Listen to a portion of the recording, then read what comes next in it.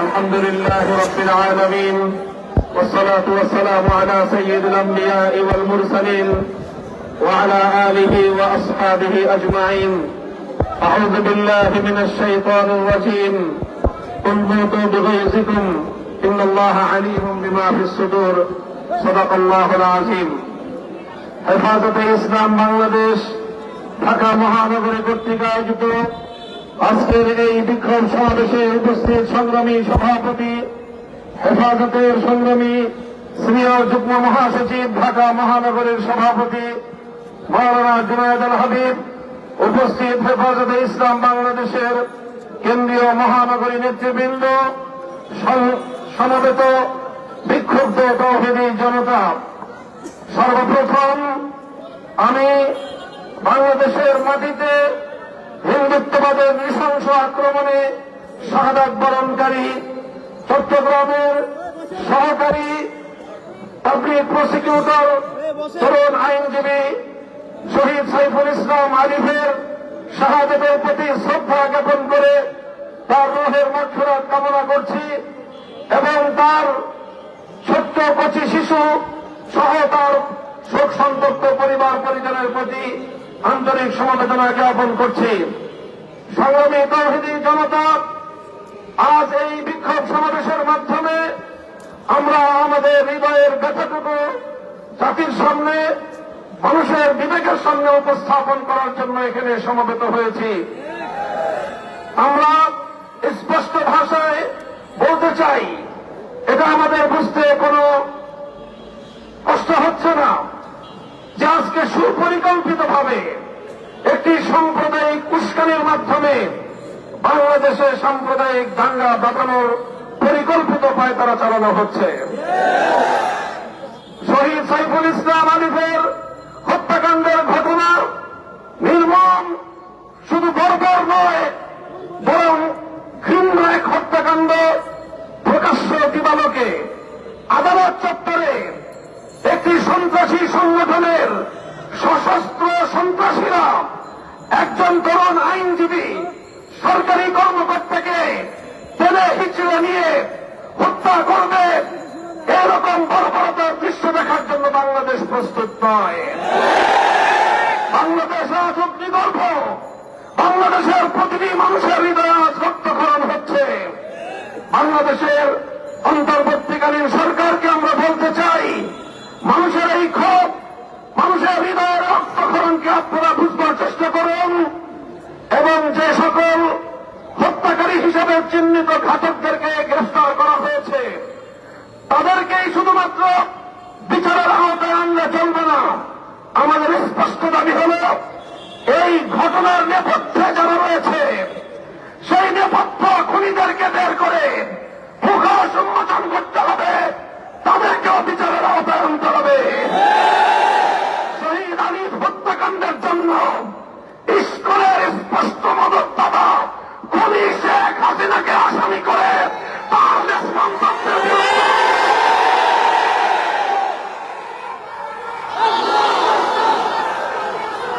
আমরা স্পষ্ট ভাষায় বলতে চাই, বিগত 15 বছর আমরা দেখেছি বাংলাদেশের অভ্যন্তরীণ প্রতিটি বিষয়ে কিভাবে শুধু অসৌজন্যমূলক নয় বরং কূটনৈতিক শিষ্টাচার বর্জিত বাংলাদেশের অভ্যন্তরীণ ইস্যুতে চরমমগ্ন হস্তক্ষেপ করে বাংলাদেশের জনগণকে আহত ক্ষতবিক্ষত করে তুলেছে ভারত। আমরা ভারত রাষ্ট্রের বাংলাদেশ নীতির তীব্র সমালোচনা করছি। ভারতকে আমরা স্পষ্ট বার্তা দিতে চাই, বাংলাদেশ নীতি পরিবর্তন করো, তোমরা বাংলাদেশ নীতি পরিবর্তন করো। অন্তত বাংলার 20 কোটি মানুষ তোমাদের বিরুদ্ধে রাজপথে নামবে। বাংলাদেশ থেকে ভারতের কূটনৈতিক সম্পর্ক ছিন্ন করার জন্য দেশের মানুষ বাধ্য হবে। আমরা স্পষ্ট ভাষায় বলতে চাই, আইন শৃঙ্খলা রক্ষাকারী বাহিনীকে আমরা বলতে চাই, চিন্ময় কৃষ্ণ দাস তার তৎপরতার দ্বারা কথা দিবালোকের ন্যায় পরিষ্কার, সে ভিনদেশী গুপ্তচর হিসেবে ভূমিকা পালন করছিল। বারবার সে তার সেই প্রভুর দেশে গিয়ে সেখান থেকে নির্দেশনা নিয়ে এসে বাংলাদেশের অভ্যন্তরে নৈরাজ্য সৃষ্টি করবার পায়তারা চালিয়েছে। দিনের পর দিন, মাসের পর মাস প্রশ্রয় আশ্রয় থেকে ভারত এবং আওয়ামী লীগের যৌথ প্রযোজনায় ইসকন তৈরি করা হয়েছে। এই ইসকনকে নিষিদ্ধ করার মধ্য দিয়ে আওয়ামী লীগ এবং ভারতকে স্পষ্ট বার্তা দিতে হবে, বাংলাদেশ তোমাদের ষড়যন্ত্রের কাছে মাথা নত করবে না। আমরা রক্ত দেব, আমরা জীবন দেব, আমরা লড়াই করব, বাংলাদেশের গৌরব রক্ষা করব, রক্ষা করব।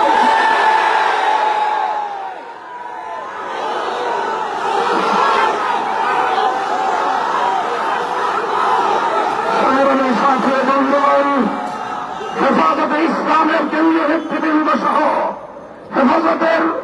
হেফাজতের প্রতিনিধি দল শহীদ সাইফুল ইসলাম আলিফের কবর জিয়ারত করেছে। তার শোক সন্তপ্ত পরিবার পরিজনের পাশে দাঁড়িয়ে তাদের কাছে আমরা কথা দিয়ে এসেছি, আলিফ হত্যাকাণ্ডের বিচার বাংলাদেশে হবে। শহীদ আলিফ যে জন্য জীবন দিয়েছে, ভারতীয় আধিপত্যবাদকে বাংলাদেশ থেকে রুখে দেওয়া হবে ইনশাআল্লাহ। ভারত যদি এখনো বাংলাদেশের মানুষের পালস বুঝতে ব্যর্থ হয়, বাংলাদেশের মানুষের বিপ্লবী ক্ষমতাকে যদি ভারত নিগ্লেক্ট করবার চেষ্টা করে, অসম্মান করবার চেষ্টা করে, ভারত তুমি খাম হয়ে যাবে। পার্শ্ববর্তী কোন একটি দেশের সঙ্গে তুমি সুসম্পর্ক রক্ষা করতে পারোনি। প্রতিটি রাষ্ট্রের অভ্যন্তরীণ বিষয়ে হস্তক্ষেপ করে তুমি সার্ক অঞ্চল থেকে তুমি একঘরে হয়ে গিয়েছ। তোমার পাশে কোন দেশ নাই।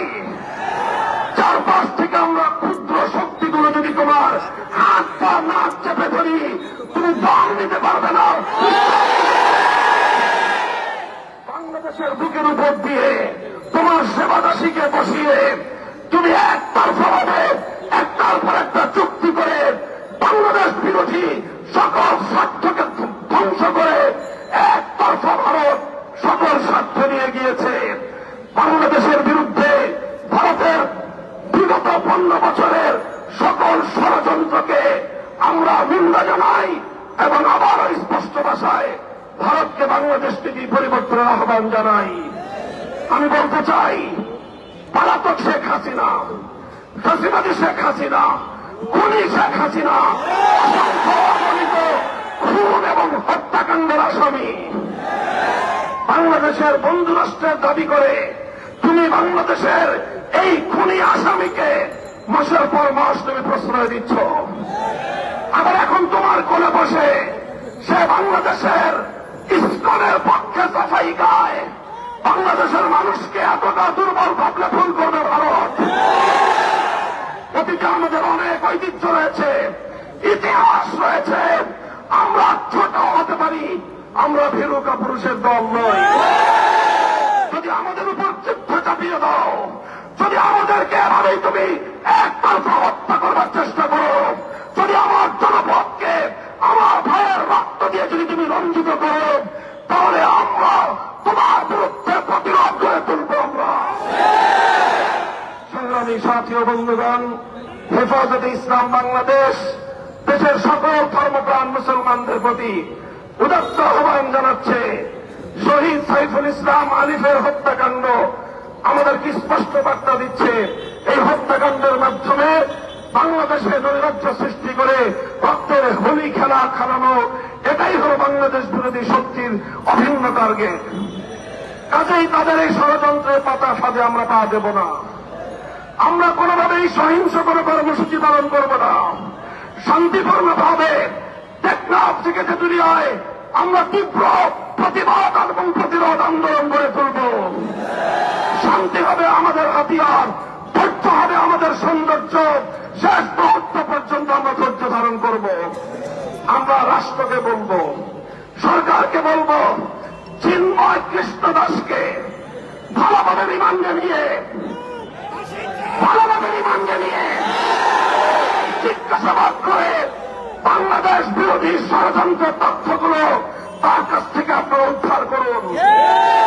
শেখ হাসিনা তাকে কত টাকা দিয়ে তার সন্ত্রাসী বাহিনীকে দেশের বিরুদ্ধে জ্বালিয়ে দিয়েছে সে তথ্য উদ্ঘাটন করুন। ভারত তাকে বাংলাদেশের অখণ্ডতা ধ্বংস করবার জন্য কিভাবে উস্কানি দিয়েছে, কি তাকে মন্ত্র দিয়ে বাংলাদেশে বারবার পাঠাচ্ছে, সেই তথ্যগুলো উদ্ঘাটন করে জাতির সামনে আপনারা বাংলাদেশ বিরোধী সকল অপশক্তির মুখ সম্মোচন করে দিন। সংগ্রামী সাথী ও বন্ধুগণ, সর্বশেষ আমাদের দাবি হল শহীদ সাইফুল ইসলাম আলীর হত্যাকাণ্ডের জন্য প্রত্যক্ষ এবং পরোক্ষভাবে যারা যারা জড়িত অনতিবিলম্বে তাদেরকে আইনের আওতায় এনে দৃষ্টান্তমূলক শাস্তির ব্যবস্থা করতে হবে। সেই সঙ্গে সন্ত্রাসবাদী জঙ্গিবাদী সশস্ত্র সংগঠন হিসেবে সৌদি আরব, চায়না, মালয়েশিয়া সহ পৃথিবীর বহু রাষ্ট্রের মতো বাংলাদেশেও ইসলামকে নিষিদ্ধ করতে হবে। আমার পূর্ববর্তী বক্তারা বলেছেন আওয়ামী বিরোধী আন্দোলনের সারির সম্মুখ কাতারের কোন কোন রাজনৈতিক দলের নেতারা মায়া কান্না কাঁদেন। স্বপ্ন দেখছেন ভারতের অনুকম্পা নিয়ে ক্ষমতায় যাবেন। আল্লাহর নামে শপথ করে বলতে পারি ভারতের আর কোন লেসপেন্সার বাংলার ক্ষমতার মসনদে আসতে পারবে না। কাজেই বাংলাদেশের জনগণের পাশে দাঁড়ান, ভারতকে নয় দেশের জনগণকে খুশি করুন। ইনশাআল্লাহ বাংলাদেশ সেই আধিপত্যবাদের যুগকে পেছনে ফেলে এসেছে। এখন বাংলাদেশ নিজের পায়ে দাঁড়াবে, মাথা উঁচু করে সামনে চলবে, সকল ষড়যন্ত্রকে মোকাবেলা করবে ইনশাআল্লাহ। ইসলামকে স্পষ্ট ভাষায় দাবি আমাদের নিষিদ্ধ করতে হবে। যদি এই দাবি আদায়ে সরকার অথবা বিচার বিভাগ যদি গড়িমসি করে, হেফাজতে ইসলাম বৃহত্তর কর্মসূচি দিতে বাধ্য হবে। আমাদের দেশে পথে যদি আপনারা বাধ্য করবেন না, সেই আশাবাদ ব্যক্ত করে বক্তব্য শেষ করছি। আগামী দিনের সংগ্রাম এবং যে কোনো উত্তাল সময়ে পাশে থাকবার দত্ত আহ্বান জানিয়ে আলহামদুলিল্লাহ রাব্বিল আলামিন। আসসালামু আলাইকুম ওয়া রাহমাতুল্লাহ।